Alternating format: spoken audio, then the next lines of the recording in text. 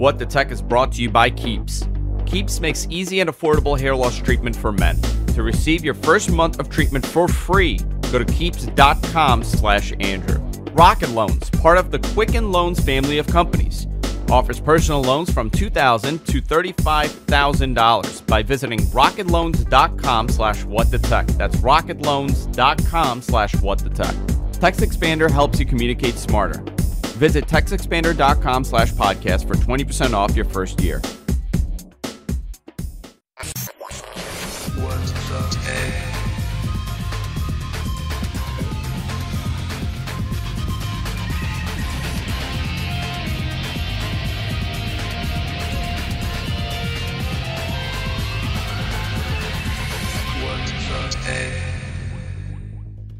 Everybody, welcome to What the Tech. I'm Andrew Zarian. I'm glad that you're here with us today, and I'm glad that my tag team partner in life is also with me.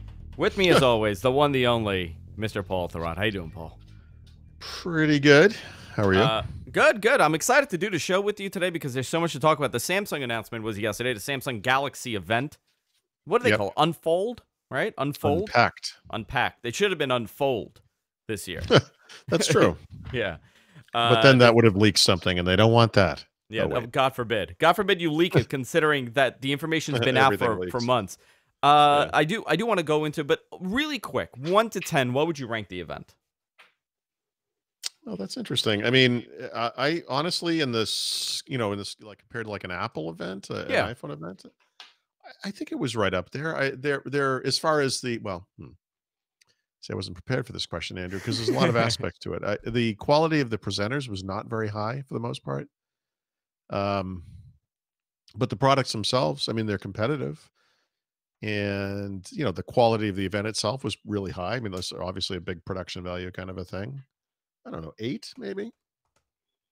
An 8, okay. Very. We're talking about the event, right? I mean, we can Yeah. judge the devices. The devices we'll talk about, obviously. Yeah. There is so much to talk about today about this. Obviously, I watched the event live. I was in meetings all day for just like 5,000 meetings, and I was sitting at a restaurant, and I looked at the time. I'm like, oh my God, it's 2 o'clock. There's an Apple event, and I was really caught off guard because you were doing Windows Weekly earlier yesterday. Right.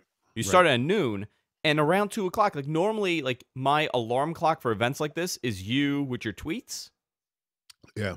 And I didn't see any at 2 o'clock. So like I panicked at like 2:10 and I turned it on and already it had begun. They really started this thing off. I didn't really. Yeah, I didn't. I never intended to live blog or live tweet this one.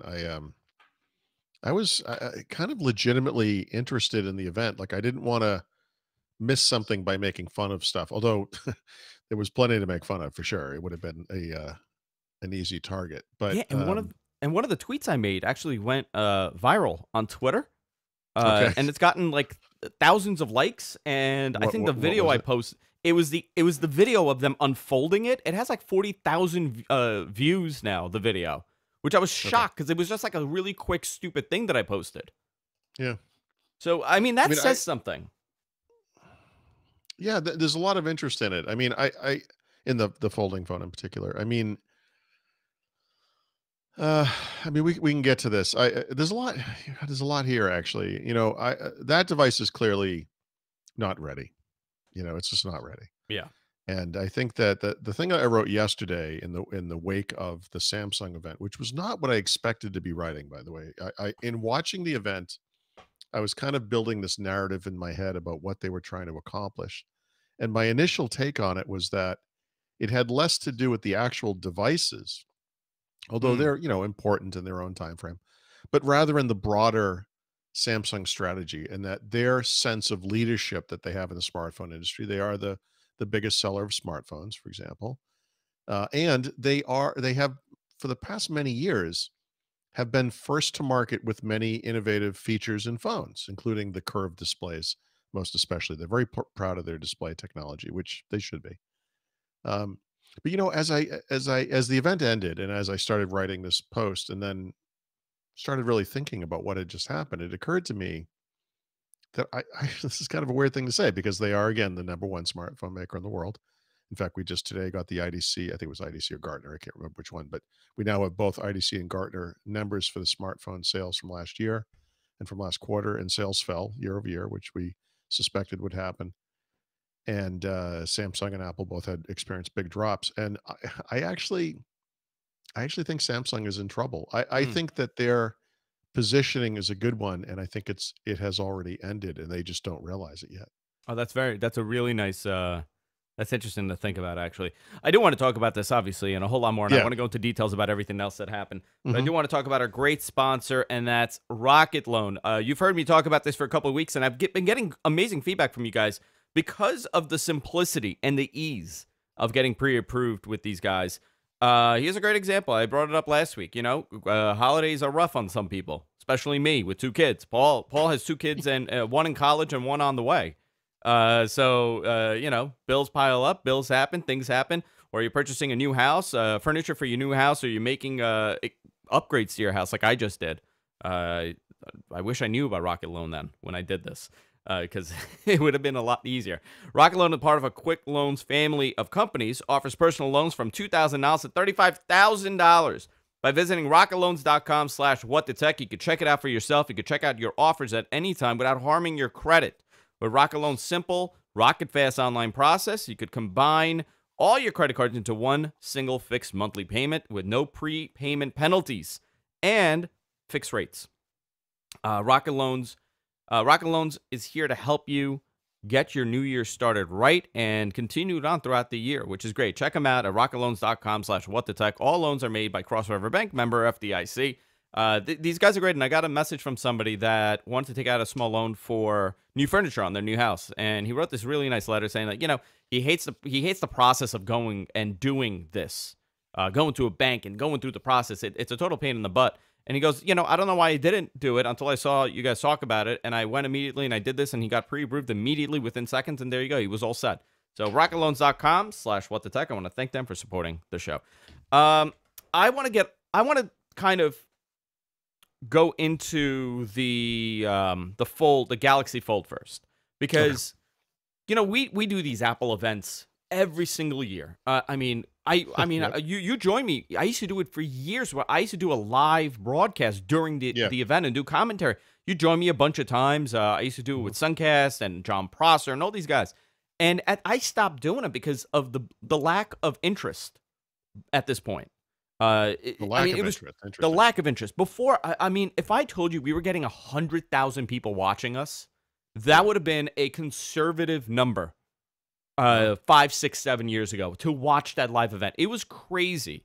And I all of a sudden it just plummeted. It wasn't even like a slow decline in numbers. It was just lack of interest. And it wasn't just us. There were other people that did this. And overall, it just kind of declined. Obviously, everybody started covering it, and Yeah. it opened up to more people to watch the actual stream. So, but either way, the overall interest in these events kind of went down because it's the same event Mhm. every single year. I haven't seen interest for a product launch, especially in the phone market, since I Hmm. want to say the iPhone 6, this big. With I'm not saying it's as big of a phone. I'm saying as far as mainstream interest from curious people, and I gauged Right. that based on my tweets and So people let me talking ask about you it. something. Yeah, go ahead. Do you think that that's because of the folding phone specifically? Do you think Yes, that's the reason that that is that 100% the Samsung? reason. Okay, so they previewed this thing back in November. It got a bunch of press, and I don't know how did they even communicate that they were. I'm not even sure what the as we came up to this event if they even said they were going to talk about it. But Yes, because there's a commercial where oh, okay, the right, girl in the okay, commercial that commercial that I sung to you last yeah, week. oh, It's been all okay, over TV, and the girl actually uses the I Samsung got you. Galaxy Fold in the commercial. Okay, yeah. So marketing worked. I I I don't know if it was I think it was really good marketing, but for me it was because I know what it was. I asked my wife, I asked my brother. They've seen the commercial. They have no idea. They just think it's a phone. They had no idea it's a foldable Yeah. phone. Do So, you did you find it odd that they led with the folding phone? Don't you think yes. that should have been the last thing they talked about? I don't. There's a reason for it. I haven't figured out why. I really haven't, and it's not to get the most bang. I don't think that was their reason, because generally you save it at the end and then you unveil Yeah. this and you get the big pop. Um, I I have a theory, by the way. And it was very Um, quick, by the way. It wasn't that long that they spent on this foldable phone. yeah, well, at the time, it seemed like it was a pretty good amount of time, and then they went and did the S10 stuff, and you were like, okay, well, there was a lot more spent on that. I obviously the Fold is a very expensive device, right? Starts at $1,980, whatever. Um, it's roughly double the cost of a high end, flagship phone these days. I think obviously they don't expect to sell a bunch of them, right? Early adopters will buy it. It's not ready. We can talk. We'll get to that. I mean, there's stuff about it that no one should want this phone. It's in its current state.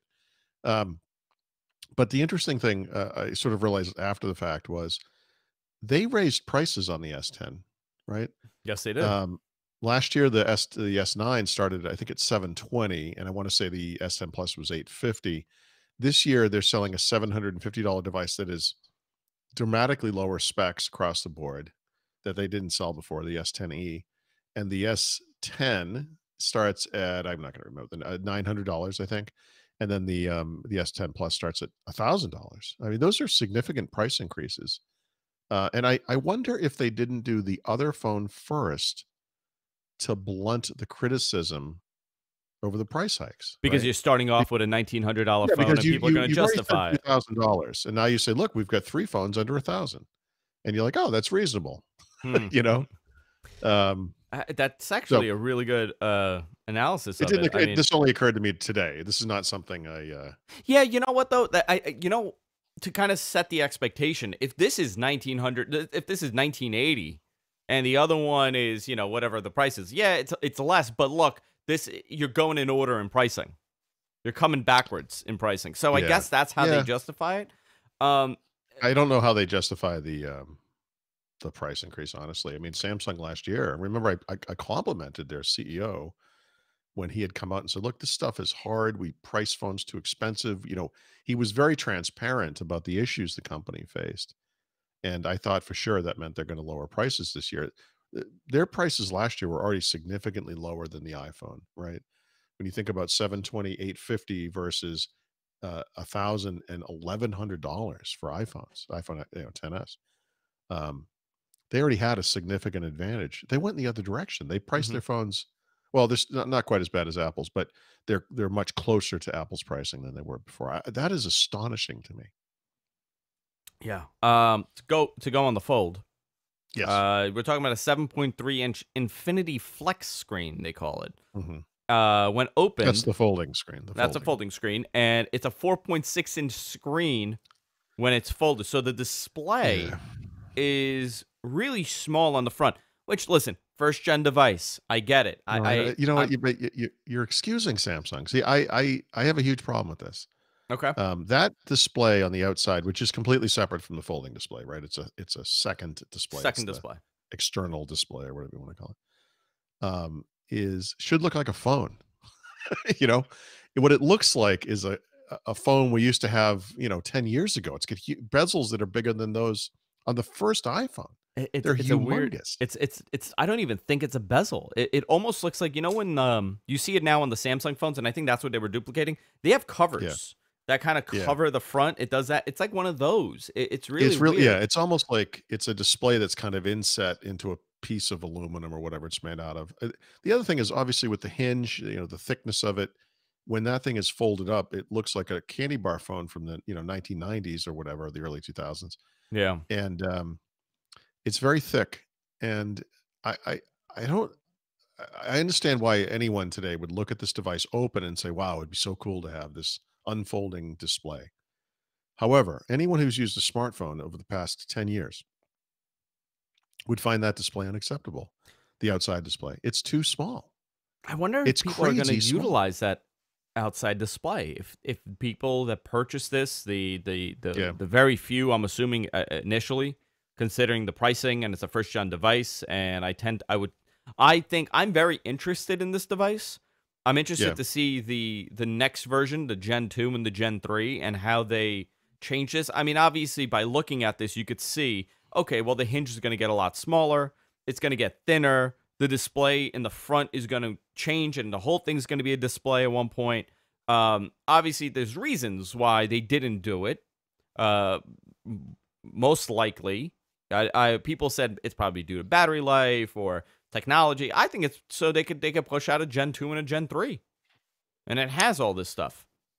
So I talked about, you said you mentioned you had listened to First Ring Daily. So I had this conversation with Brad, but um, there's a lot of interesting stuff going on here. And one of those things is that Samsung has their entire corporate identity as far as the smartphone business wrapped up in this notion of being first. And I really feel like that era has come to an end. It's over. A lot of the stuff they were talking about for these new devices has been available in other phones before. My Huawei phone has an in-display fingerprint reader. My Huawei phone has two-way wireless charging. I could charge a device with this device. These are features that Samsung in the past would have been first to market with. Um, I this display, this folding phone, I try to imagine Apple is working on a folding iPhone. They're going to do the same thing. So the thing unfolds. It looks like an iPad Mini or whatever. Great.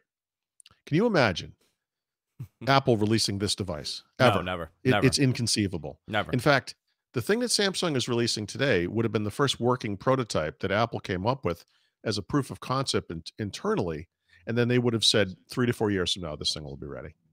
And Yeah. people criticize Apple, for being late to market, which they absolutely almost always are with new technologies.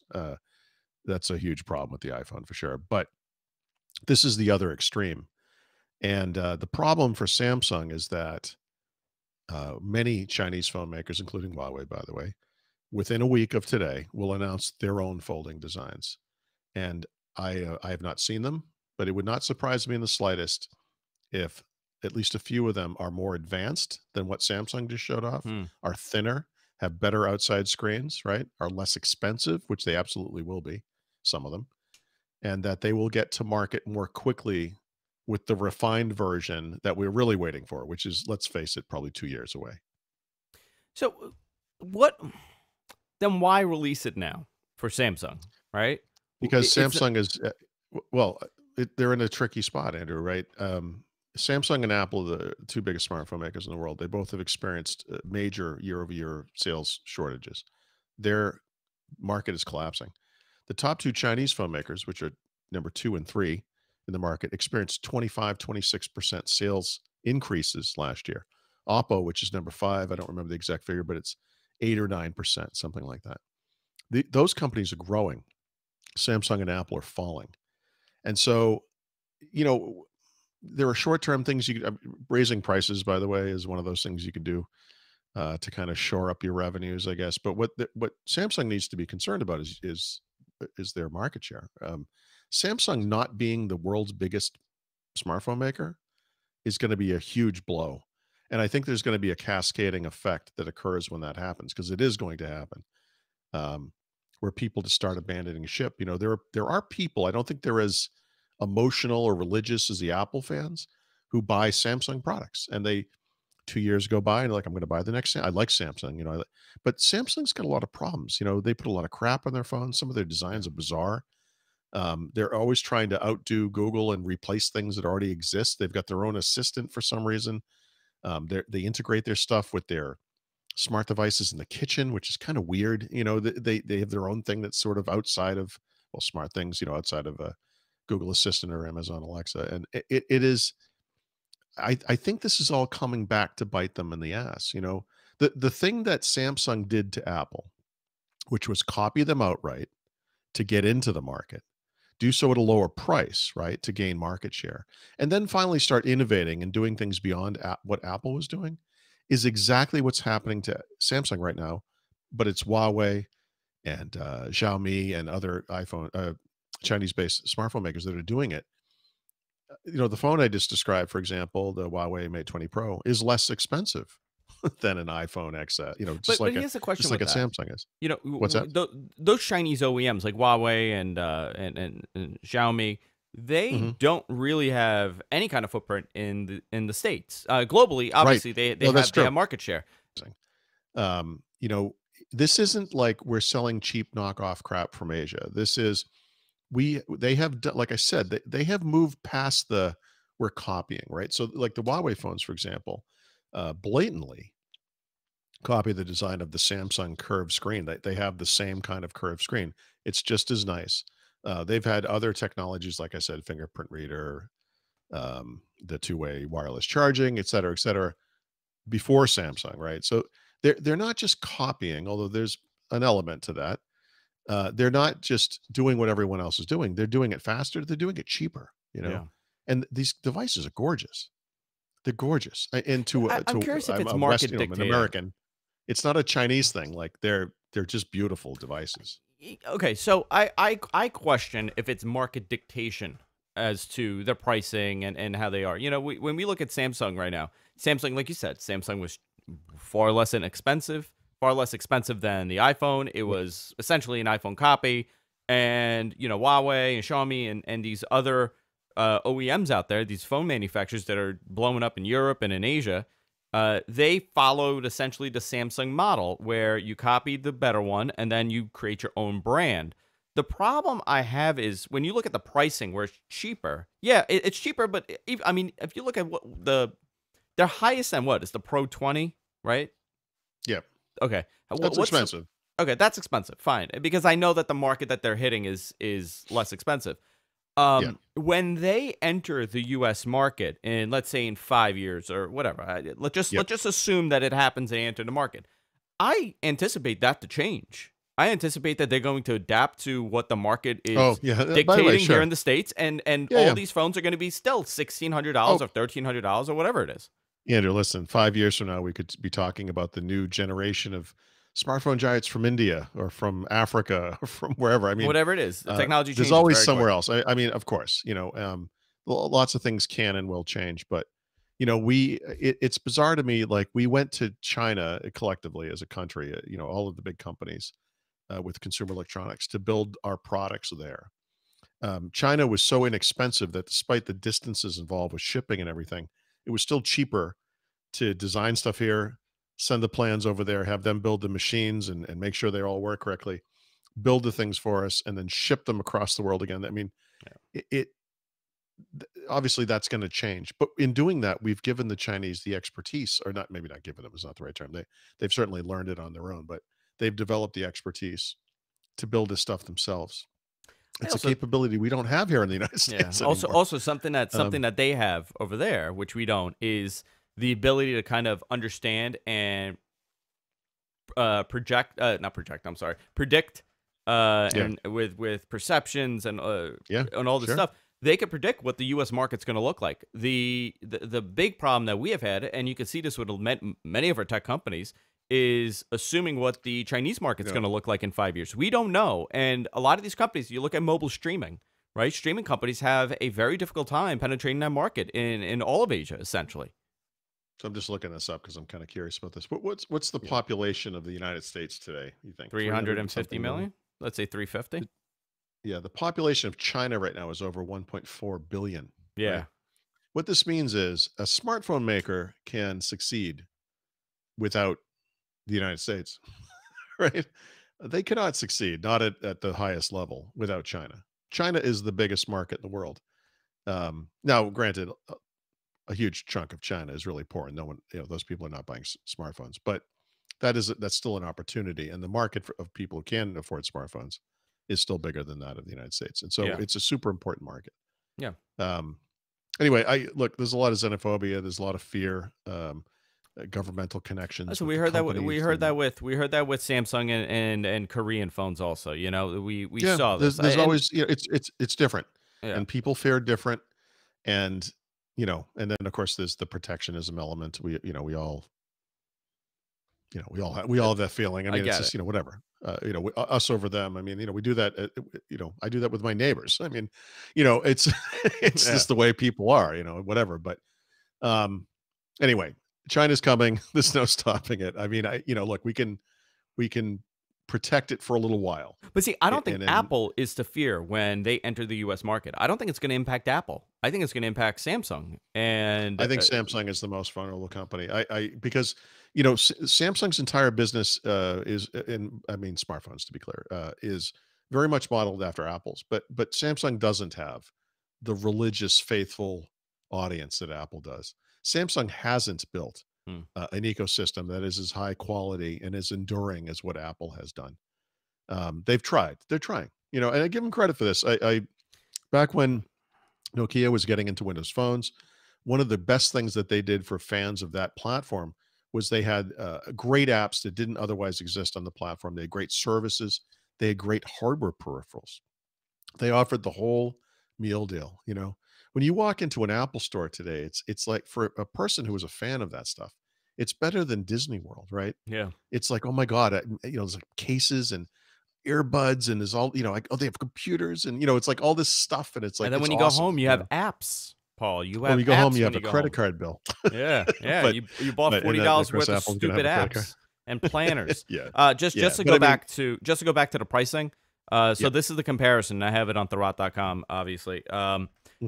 Obviously the S10E didn't exist, and that starts at 750. It didn't Right. exist for the 9 lineup, so that doesn't count. But the S10 Yep. is starting at 900. S9 was That's a 720. that's a 720 to 900. $180 jump. That's incredible. Well, how about this? How about this? The S10 Plus is starting at $1,000. Yeah, S9 Plus 830. yeah. So $1,000 versus, yeah, and again, $170 Yeah. in that case. So these are approximately 20% price jumps off the top of my head. That's roughly the price jump that Apple performed last year with the iPhones. For Samsung to have publicly expressed disappointment in sales and to have attributed it to prices that were too high, and then to raise prices 20% the next year, even the cheapo phone, which is not as well spec'd as the other phones, right? The camera's not as good, et cetera, Yeah. um, is more expensive than the normal 9. Listen, I get it, and That's there are crazy. apologists and there are defenders of pricing, and we did the same with Apple too. I think Yeah, it's yeah. astronomical. Yes, now the memory is faster and it starts at 128 I gigs don't instead of Andrew, 64. of course, stuff But gets better. That dude, is inexcusable. it has a I micro don't SD slot. Nobody needs the 128 built in. Nobody needs it. It has a micro Okay, SD. fair enough. I look, but I look, I don't understand who would be an apologist for this, because there's no logical Oh, I hear it, Paul. defense of it. No, but there really isn't, right? Um, like, there's no evidence. You got to understand too. The other thing no one's really talking about here: Samsung is the biggest smartphone maker in the world. They're also one of the biggest semiconductor and display makers in the world. They get all the parts that go in this thing from themselves in many cases, and even when it's Yeah. not something that they source internally, they still get the cheapest possible price you can get Hmm. because of volume. Yeah. I for them, there's no excuse for those prices to have gone up like that. Yeah, it's It's brutal. crazy. It is crazy to jump year over year like that. Yeah, it's I crazy. do want to kind of get back to the devices. Yes. So they have 3 devices here. Obviously, they have the E, the regular, and then the Plus. We kind of went down the list of specs on each. They added they did spend some time on the camera, and I'm curious to see what real world testing looks like for these cameras Yes. and Yeah, me how too. it does with compared to the iPhone and the Pixel, because this Um, could possibly beat them out. I don't know. We'll see. I don't my gut feeling is it's not going to, right? I didn't expect Samsung to come out and say beat the Pixel or beat the Huawei phones, because these are some of the best smartphone cameras in the world. I do expect them to be competitive, and it looks like maybe they'll be in there. And what that means is you deliver something akin to what you get on an iPhone, or it probably won't be as good in low light. It may not have all of the automatic AI modes that you see on the Huawei, whatever. But I don't. Some of the pictures they showed on stage were not that good looking. Yeah. They put up a panorama one time, and it was like, gee, this is all washed out. It's like I'm it doesn't surprised look they very spent so particularly much detailed. time Yeah. on the ultra wide mode. And I made a joke, and Mary Jo Foley sent me a picture of a couple of beers on the table, and I said, Yeah. how often are you going to need the ultra wide shot? No, but that's just, you could list out any number of things in the camera that are just like that. How many times do you need portrait mode? How many times do you need night mode? How many times do you need whatever? Like, this is all, these are just capabilities. Well, It does portrait mode slow-mo worked. I mode, would it take it does. a lot more. I would use it a lot more if it actually worked exactly, how they display Yeah. it. And So, right. So I would say for most people, it's certainly true for me. I'm not a professional photographer, but I love photography. I've been taking pictures my whole life. Um, I just want it to work. I what I want is to take the thing up, take a picture, and have it be the best possible picture that can be taken. I don't want to screw with modes. I don't want to think, okay, look, this is a landscape. Maybe I should put it in ultra wide mode. It should do those things for me automatically. A lot of phones, the Huawei is a good example. The Pixel gets into this a little bit too. Once you get past the default, I'm taking a picture mode, there's all these pro modes and special modes and food mode and whatever it is. And it's like I don't want to think of that. And so we'll see. The Samsung phone UI, as I recall, it wasn't completely terrible. We talked recently about what they tried to do last year with regards to low light photography and why I thought it was not particularly well done, but I understood why they did Mhm. it.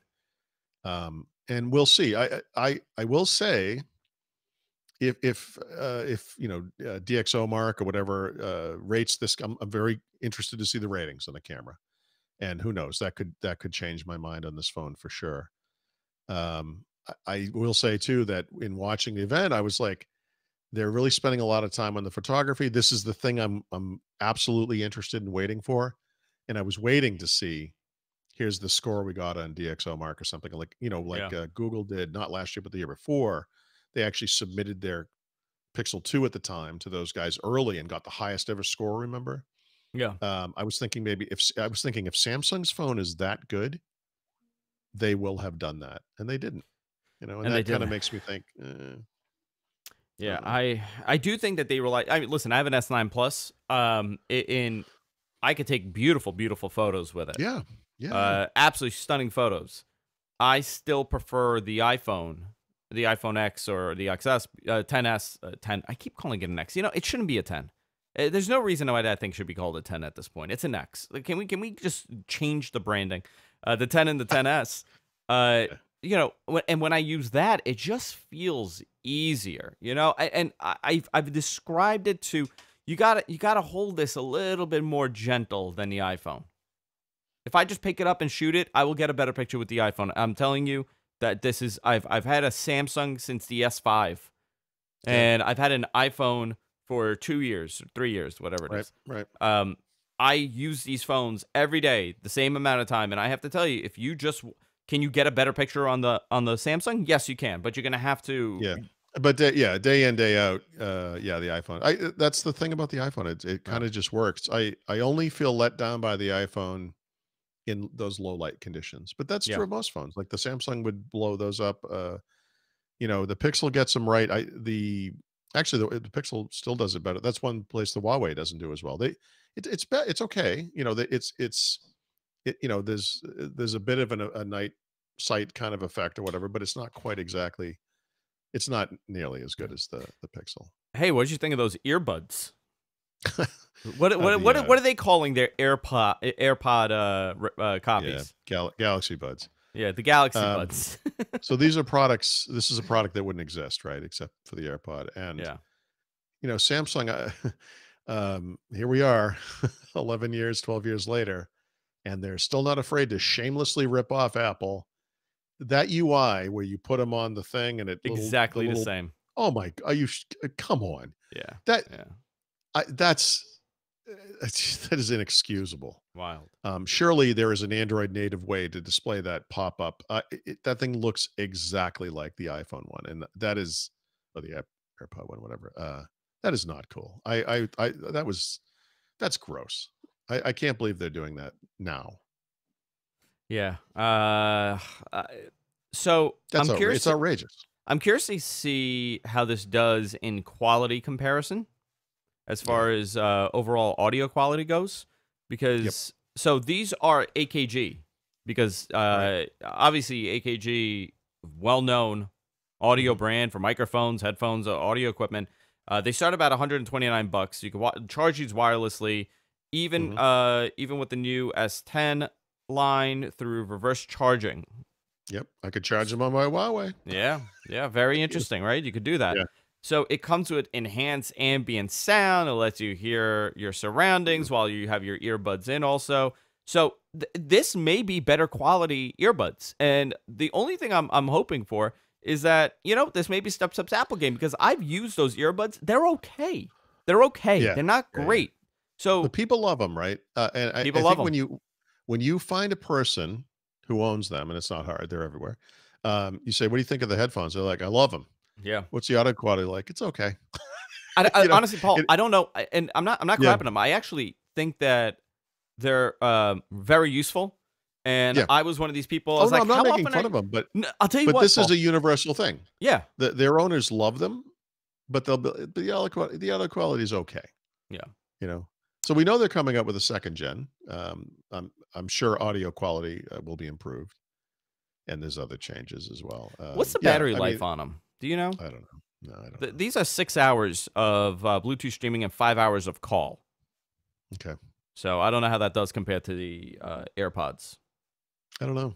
Yeah, my daughter has these things. She loves them. I don't think she's an audiophile, or whatever. There are But two things that amaze me, and I yeah, didn't expect with the AirPods, and I mhm. kind of take back. AirPods are 6 hours of battery, 7 in the case. That was the. Thank you for that, John. 7 in the case. Yeah. What does that mean? So you could have 7 hours of battery in the case. So like you pop them in and you charge, right? That's what I'm assuming you mean. I don't Because the understand what battery that means. on the AirPods, don't they charge in the Yeah, case? yeah, they do. But what is 7 hours of battery life? Oh, you It mean in other the words, you case leave them in the the what? case has 7 hours of charging ability. I'm sorry. I got you. Yeah, Gotcha. So the yeah, right. Okay. Yeah. yeah. The Um, case. Yes. Which here's will then charge them. so this is an observation that I've come to experience. Mhm. I did not know how in your ear those things are. Like they stay, they're balanced like you could run and those things Yeah. don't fall out, which I'm blown Right. away by, because all I could think of was these idiots are running to the train in Midtown Manhattan to get there. You're bumping into people, and people are Yeah. gonna be These things are dropping going to these be things. flying around like Nope, toothpicks. nothing. Those things are locked in. It's particularly interesting because we have about a decade of experience with Apple's various in-ear headphones, which are always terrible, right? Because they're hard plastic. Hmm. And they probably are going to hurt your ears depending on how your ears are shaped, right? You can't make an AirPod thing unless you have tips that are good for everybody, right? It's Yeah. impossible. And so for some reason, yeah, I don't know, I don't own them. I don't use them, but yeah, you don't really hear a lot of stories. You think you would about people losing those things or whatever. Yeah, it's really impressive. I do have a lot more to talk about, obviously, here today. I do want to talk about that, and I do want to kind of talk about Apple and the SDK that they've sent out to developers Apple. for iOS apps on the Mac. I do want to talk about that, and Oh, of course okay. a whole lot more. They've not Yeah, actually. I don't think they've actually. It they're doesn't. they're sending it out. I apologize. Let Yeah. me change that. Oh, they're sending it out. Yeah. But before we continue, I want to talk about our new sponsor, and this is something I know a lot about.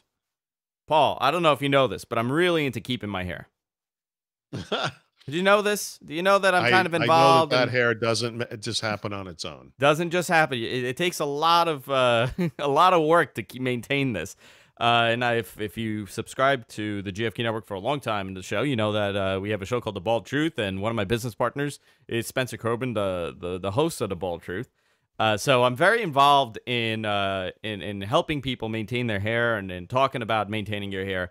And I do want to welcome Keeps to the show, which I'm very excited about. Listen, losing your hair sucks. 2/3 of guys will experience hair loss by the time they're 35. I'm 35, and I noticed it was happening, but I was able to quickly, start treating that.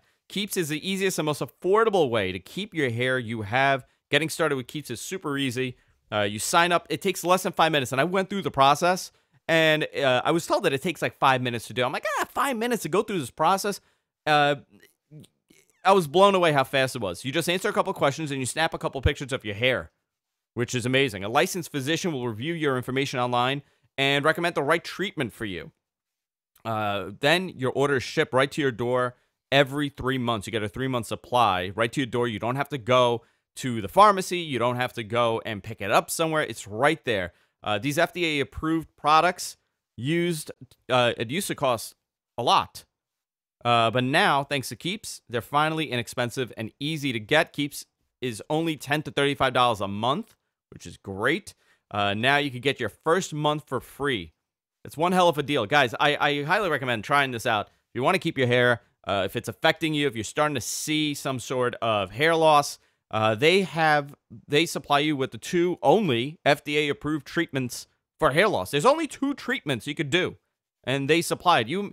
I'm not, forget about those ointments and those 1990s infomercials that you see. These things. There's only 2 FDA products that could help you with this, and Keep supplies you with it. To receive your first month of treatment for free, go to keeps.com/Andrew. Next week, I'm going to talk about my experience with it a little bit more, with signing up to Keeps and using it. I've been a long time advocate for doing something like this. We see all these product stuff. Why, if you're a guy and you're losing it, what's wrong with just saying, you know what, I'm going to take something.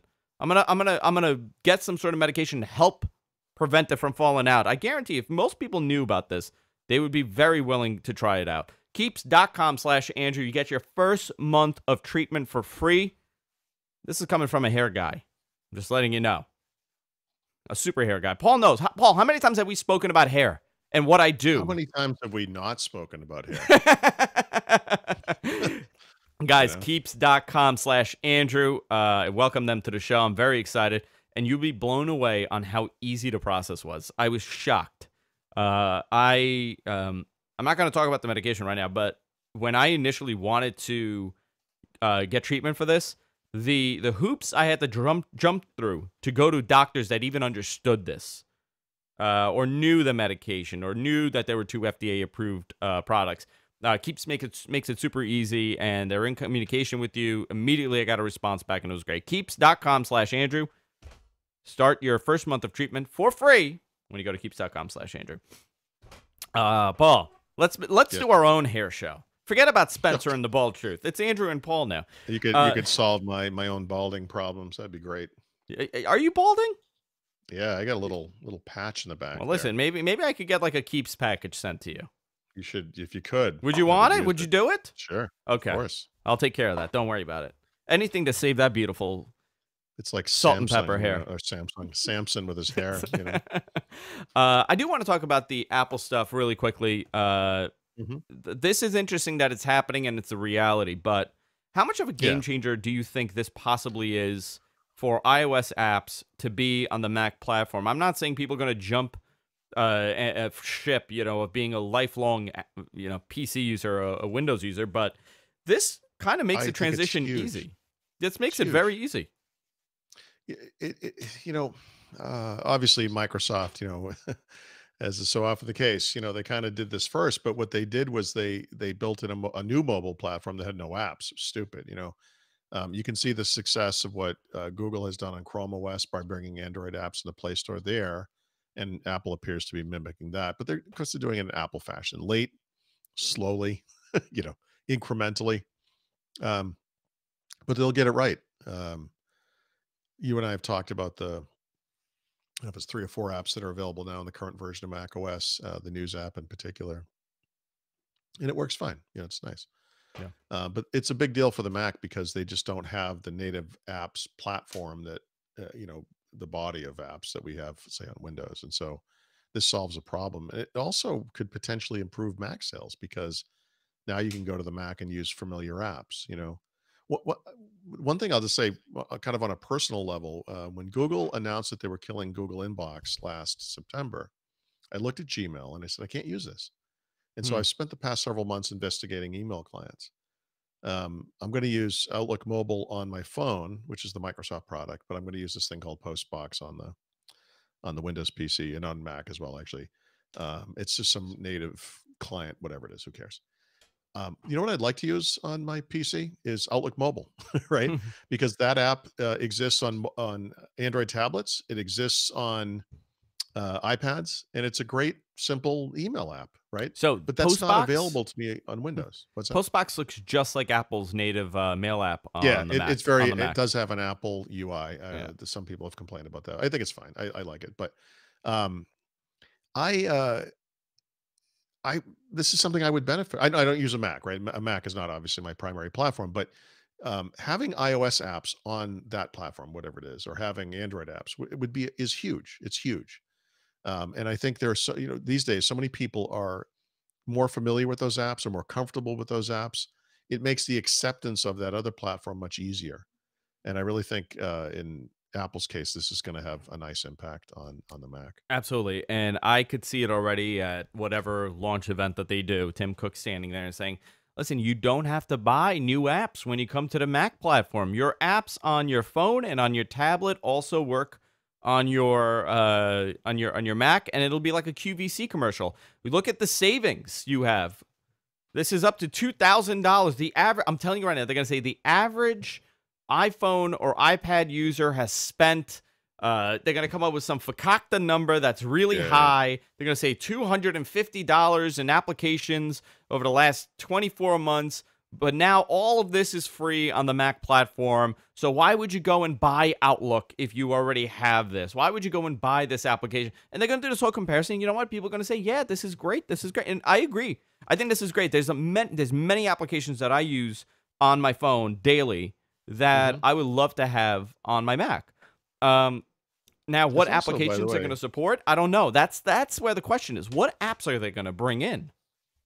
Well, I mean, eventually it's going to be any app that wants to do it, right? So I think from the developer's perspective, they're probably going to have to check a box and however they submit their apps to Apple, it says, yeah, I want this to be on the Mac. And the best apps will take a few, app developers will take a few steps to make those things more friendly on the Mac, right? Keyboard shortcuts, maybe, or whatever. I'm sure there'll be some set of requirements they have to adhere to. But yeah, I, this is really interesting. I mean, we collectively as a people, as users of these devices, have changed the way that we do things. Not everybody, but most people. So, there are things I used to do on the computer that I never do on the computer anymore. I just do on mobile.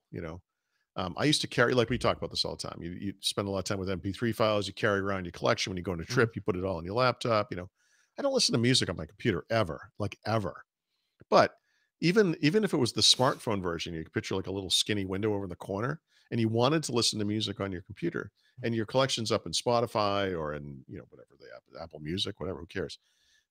That's how you get that stuff on that device, right? We've talked. I think you and I have complained about Apple still has iTunes, but they've never brought Apple Music as a standalone app or uh, Yeah. to the Mac. Well, they won't have to if they have this. This is how you get Apple Music on the Mac. Why maintain different code bases, right? This is good for that as well for developers. It's I, I, smart. I'm just really curious where, on the developer side, which applications would be beneficial on the Mac that Yeah. we don't have an option for currently. Like right now, I'll give you an example. I do a lot of Instagram stuff for all the brands that we have. I use an app called Flume, Yeah. Flume. And I Okay. bought this app. It was $9, and I'm able to use Instagram like I would Yeah. on my But phone to Instagram is post an stuff. example of an app that doesn't exist in No, it native doesn't form on the exist. Mac. But I don't Right. know if they would even want to bring it to the Mac. That's the question. That's what that like Snapchat, for example. Snapchat would not, and that's one of the popular applications when you look at Yeah. apps that people use. Would that app? Would they even consider bringing it to Oh yeah. Why the not? the Mac? I mean, it's just additional usage. It's by the way, the other way to look at it is, no matter what the app is, Instagram, Snap, whatever. You've got users, and those users are on an iPhone, and you put that thing out on the Mac, and they use a Mac. That keeps them on your app, right? Because now you're everywhere they are, and that's beneficial for those people too. Like this, it's just smart business. Um, it's Apple. They're going to do this the right way. That's the thing. They're going to do it slowly. They're Apple, right?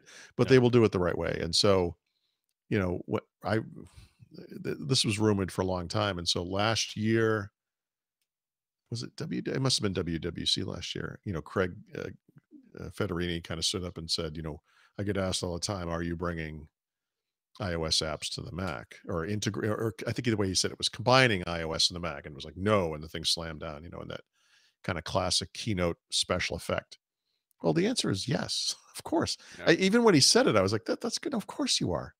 You know, you bring the best of iOS to the Mac. It's smart. The Mac becomes a superset of iOS. If they're really smart and they've shown great pushback to this, they'll start adding touch to their devices too. But baby steps, it's Apple. Well, they do have a new display coming out, right? The 15-inch model is now going to be a 16-inch model Of the MacBook Pro, of yeah. the MacBook Pro, which kind of makes sense because you got this tremendous bezel. Yep, And to be honest, if that 13-inch becomes a 14-inch model, that's the I one to know. get, right? I That's the know. one. I love 14-inch devices. I always feel a little constrained on a 13-inch laptop. And HP, for example, they have that like 1030, 1040 series in the EliteBook, Yeah. and there's nothing wrong with the EliteBook 1030. It's a great laptop, but they shipped a 14-inch version, and I was like, oh, it's perfect. It's like the Goldilocks, of laptops. It's perfect. But it's difficult to do for the form factor with bezels. Right now, since we're in this Yeah. bezel-less world, man, bezels have come back, huh? It was like 2 years we didn't talk about bezels. Now it's Well, back. so I mean, a lot of the push that we've seen, and this started with the Dell XPS, is you've got a 13.3 is the kind of classic laptop style, a laptop size. And so what they've started doing, starting with Dell, was, well, we'll reduce the bezels down as small as possible, and now we can make the computer smaller. To which I would say, no, no, no, no, no, no, no, no. Leave it the size it Yeah. is. Make the display 14 inches, right? Yeah, yeah, I mean, yeah. because one of the benefits of that size device is you've got a full size keyboard. There's no compromises on that kind of stuff. Well, you know who would benefit from a smaller device? Apple would for that Mhm. 15-inch model. The MacBook Pro Yes, 15 yes. is very big, It's a and tank. it's daunting for Yep. people. When I'm sitting at a bar and I'm trying to get some work done, Yep. and it's almost like I feel embarrassed. It's the equivalent I to people. It's the equivalent of someone whipped out a 17-inch laptop now to us. Yes. Oh yeah, yeah, yeah. You could never use that on a typical airline seat. I bought one and sent it back for that very reason. I mean, it was The really 15-inch. expensive too, but the 15, it's too Yeah. big, Yeah. too big. Yeah, it's unnecessary big. Is there Yep. anything that I missed in our discussion, Paul? I know you got to go at 2 o'clock. Um, no, I mean, obviously the Samsungs, I think we kind of covered most of it. They raised prices. Four models. Remember, there's a 5G. We didn't really talk about Oh that. yeah. Let's go into that. I think the only thing I would say about that real quickly is that it has really hammered home the fact that 5G is not happening in any major way this year, and uh, it is going to be a weird historical footnote that Samsung one year had to ship one version of its phone with a 5G chipset, and it's crazy. Part of the problem there is that the current generation 5G chipsets are actually separate from the chipsets for 4G, LTE, 3G, et cetera. So you actually have to put both in your phone. Mm. That makes it very difficult. So the next gen versions, including the one from Qualcomm that they just announced this past week, the X55, will have all of that stuff on a single piece of silicon. But we're not going to see those phones till next year. So a year from now, we'll be talking about how all of Samsung's S11s are now 5G Yeah. compatible. I'm I wonder positive. if this was some sort of deal with the OEMs. I'm sorry, not the OEM, the Well, carriers, that they had to have a 5G phone for this oh, lineup. I don't know. I mean, obviously it's a competitive advantage in the short run if you like they're partnering with Verizon, right? So Verizon and AT&T in the US will be the fastest to roll out 5G, but it's still not going to go very fast. And so no, there's I may write about this, but one of the big stories about broadband or cellular broadband is that your connectivity varies wildly depending on where you are. It literally goes from Yeah, 0 to something really, really sure. fast, depending on where you are. And 5G is going to be the same thing, especially for the short term. And so when Qualcomm and these other companies, Huawei, whatever, talks about like instant access to online movies and everything, yeah, I mean, if you're standing in the middle of New York City and you get the perfect cell tower signal, maybe, but it's going to be years, and in some places, Never. Some decades. I places. mean, never. Yeah. Yeah, it's going to I take a while. I So, I know the argument, and I'll say this quickly. I had spoken to someone at AT&T. mhm, He's a pretty high up that lives down the block from me, and we were yep, talking about this. He actually listens to the show. I do want to say you may know him actually. You may actually know this okay, guy. He comments and I stuff. don't. He's a longtime Throt fan too. But Oh, we were I'm so talking to sorry. him. I was talking to him, and he said that the goal with 5G is not necessarily, because I was asking him, I'm like, what's the speed comparison going to be? Because I'm standing here in Bayside in Queens. I'm not even in Yeah, Manhattan, and I'm getting 120 megabits by 80. Something obscene. yeah, On yeah, yeah. average, I get about 89 to 90 on average up and down. So Mhm. that's crazy fast speeds, Yeah, better than most people have in their home. And I said to him, I'm like, yeah. how much better is 5G going to be? He said, it's not about it being quicker. It's about access and range. for Yeah. 5G. So the Latency. There's a lot to it. Yeah. latency, that's what Yeah. it's about. So it's going to be less latency, and it's going to be more coverage. So you're going to have to Right. install less towers because they're going to overlap better, and it's financially a safer bet for the carriers to implement. And he had a whole theory about how it's just going to be 5G. No more cable lines coming into your house. You're just going to have 5G, and Oh, you know, yeah. that's the future. Maybe. Which, yeah, Sure. maybe, maybe if they all Maybe. do it, you know, if they, you know, don't Yeah. cap us and throttle us. But the future of 5G is not necessarily having the speed, but having the long range coverage, right? That's what it is. Listen, for me, it doesn't matter to have 5G for me because I got 90 megabits up and down with 4G. I don't need a faster speed right now. Yeah. Right. For the types of things we're doing on phones today, yeah, what's the big deal? I mean, I'm getting ready to go on a trip. I just downloaded a bunch of music to one of my phones. I did it over Wi-Fi, obviously. I'm not ridiculous, but it's a pretty big chunk of stuff. But 20, 30 minutes later, it's done. Like, what's the, like whatever. Like, I don't really. And don't get me wrong. I'm not like, Bill Gates supposedly said 640K is enough for everybody. I don't mean it like that. But Yeah. for the types of things we're doing on phones today, yeah, unless you're in the boondocks or whatever. Yeah, I mean, sure. I think a lot of the connectivity choices that we have today are great. Look, faster is always better. I'll take it. I hope it happens. But Listen, and the technology that they're using, they're going to be able to overlap. They're going to have better coverage. it's That's just not really going to happen this year. It's no, just not gonna never, happen. not 100% not this year. Listen, Verizon put out that press release. Remember that saying no more wires in your house. They're going to have homes are going to be now 5G homes. How many What asterisks did they have to use? do you remember with the 4G homes? Do you remember that? We covered that, Paul. How many years Yeah. ago that they said, oh, every home, forget about Fios's future. Is not Verizon's future in the home. It's not Fios. It's about 4G in the home where you just have one box and that's your router and it's your internet and that's I'd rather everything. have Fios than a And box. what happened? Fios. I wish I could have Fios. What happened? Well, 5G was supposed to be the same thing, and they put out a press release. Well- They said they're doing it. I understand it is so hard to build infrastructure, and What it's so happened was, expensive.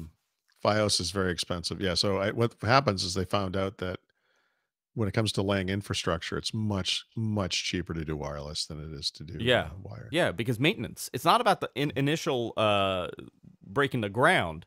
It's more about the maintenance of these lines. Yeah. We saw what AT&T's ridiculous cost was for copper, the maintenance of copper lines a couple of years ago. We were talking about. I mean, it's astronomical to maintain copper lines. So when they went to fiber, when Verizon went to fiber, the goal was, it's really expensive to lay it down, but the maintenance is going to be a whole lot less. I don't think that worked. And it didn't work out as they planned because the maintenance is still a lot because you got to actually cover physical lines. I do have Fios, and I have gigabit Fios here. Paul, what do you have there in Pennsylvania? Not gigabit Fios. I have. Yeah. Who told you to leave? Who told you to go to Pennsylvania? Jeez. All right. All right, guys. That's it for this week. If you're watching this live, you're watching it on YouTube and on Twitch. I'm gonna stay around and I'm gonna do a bonus show for you guys because Paul has to go and work. Unfortunately, I know Paul would like nothing more to hang out and chat some more, but he has to go and work. You can subscribe to the podcast. I'd rather talk to you than talk to the people I'm going to be talking to. I know. Just, I know. A lot more fun. It's a lot more fun to talk to me. You can go to our website, gfqnetwork.com. Subscribe everywhere the podcast is available. Also, if you're watching here on YouTube, hit that subscribe button right on the video. You can see if you hover over that little play button, you can hit the subscribe button and subscribe to the show. It's a huge help, and it lets you know whenever we're live. Thanks to our sponsors today, Keeps, and of course, Rocket Loan. Thank you to them. And Thurrott.com for all things Paul. Go there. You could join for Thurrott Premium. Great articles, great blog posts. I actually have a question for you that I'll talk to you about off air about Thurrott Premium. Okay. I'll tell you off the air. Nothing bad. It's not like screw your website, Paul. No, nothing bad. I actually had a question about something. So I'll do that. And that's it for this week, guys. See you later. Bye, Paul. Bye.